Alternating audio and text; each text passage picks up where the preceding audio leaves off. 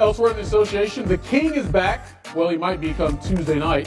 LeBron practiced with the Lakers Monday for the first time since last season's playoffs. He's been held out since the start of training camp with sciatica, which has been affecting his lower back and the right side of his body. Now he's officially listed as questionable, but there's a hope he can tip off his 23rd season in the league Tuesday night when the Lakers host the Jazz. Well, that sucks. It definitely sucks. Never in my life, since I started playing the game of basketball, have I ever not started the season in my life. So, it's been a mind test, but I'm built for it, and it's just been putting in the work, both mentally and physically, just trying to get myself ready to rejoin the team. How are you feeling at this point after kind of going forward? As expected. Obviously, my lungs feel like a newborn baby. That's the most important thing. I got to get my lungs back up to a grown man, and my voice is already gone. One day back, barking out calls and assignments and stuff, and getting my voice working again. So, be a lot of tea and rest tonight. Given your multi-skill resume and the makeup of the team, how similar or different do you expect your role this season to be compared to last year? Don't matter. I'm a ball player. The best thing about me and the way I've built my game over my whole life, and my coaches since I was in Little League, I've never had a position. Spo always just say, position is basketball, be positionless. It's not one team, one club in the world that I can't fit in and play for. I do everything on the floor, so whatever this team needs me to do, and more I can do it when I'm back to myself. And there's something cool that just that B-roll right there, Mike. I mean, he's back, period. And he was kind of funny today.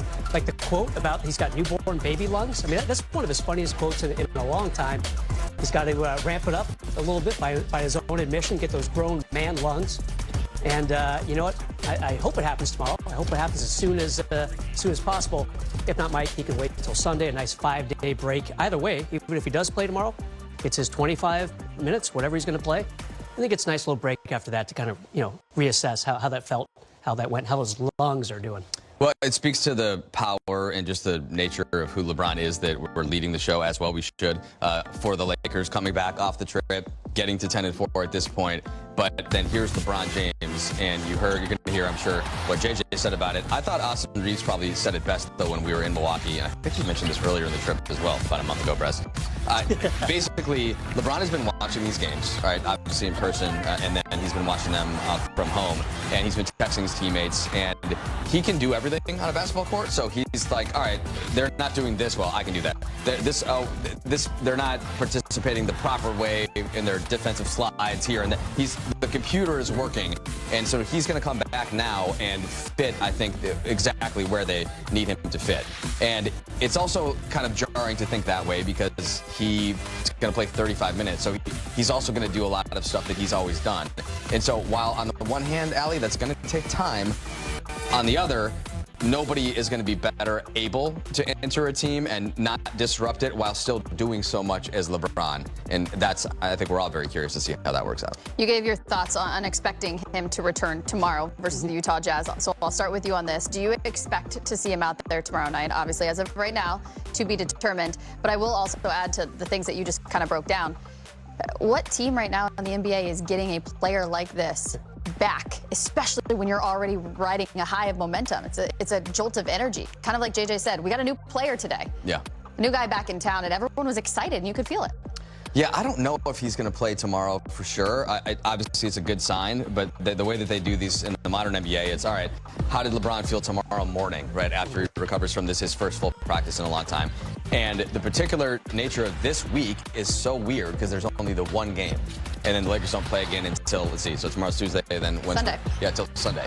And so that's you could argue, you know what, let's get him 2 more days of wind with hard practice, not playing the game, and then play at Utah. So I can see that too. I can see it either way. Or you come back and give him limited minutes in the game tomorrow. So however that works out, I don't think it matters. I just think that ultimately, like, what do the Lakers actually need right now? And it's interesting, like, they need defense. They need the things that LeBron did last year. But I don't want to just tell LeBron to come and be a 3-and-D role player. Yeah. He can do so much more. So Good luck. that's where the intrigue comes from. It's like he's going to have the basketball. He's going to do great things, but there have been a lot of players that have just been playing a role. And because Austin Reeves and Luka Doncic have a lot of the scoring and the shot creation covered for. So that's the part that I'm most intrigued to see. You know, if the opponent tomorrow was, say, Cleveland or maybe Miami or OKC or Boston, you know, maybe there's a little bit more of a push, even though, hey, we're still, halfway through November. But it's Utah. You know, this team's not going to challenge for a playoff spot. They already lost probably their best player for the season, Walker Kessler. His second best. Yeah, second best. Yeah, good call. It's a joke. But yeah, this team is not going to, like, there's no reason for LeBron to personally or historically rush back against his franchise. So, yeah, you know, I put it at 60-40 he plays tomorrow, maybe 70-30. I mean, okay, so he did get some practices in last week, Allie. I know it was pretty heavily documented on these shows. That was at the G League, though. So he's had one, you know, practice with the big boys. And is that enough? Only one man can answer that question. I think you're right, Mike. We'll find out late tomorrow morning, maybe early tomorrow afternoon. Markkanen had 47 yesterday. Yeah. The Jazz Forgot scored about him. 150.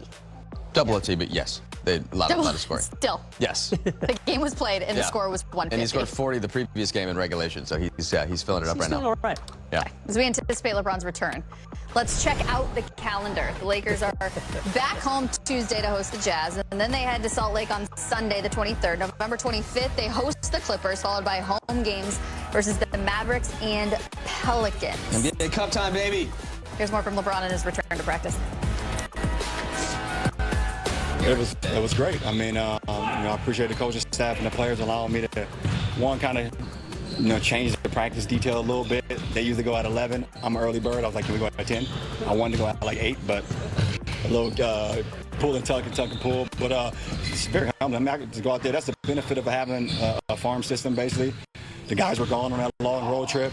I got cleared to play some 5-on-5 for the first time since I hurt my MCL versus Minnesota, and that was a blessing. It was here preparing for their games, and I got an opportunity to get a couple runs in with them, a couple practices in, so it was a blessing.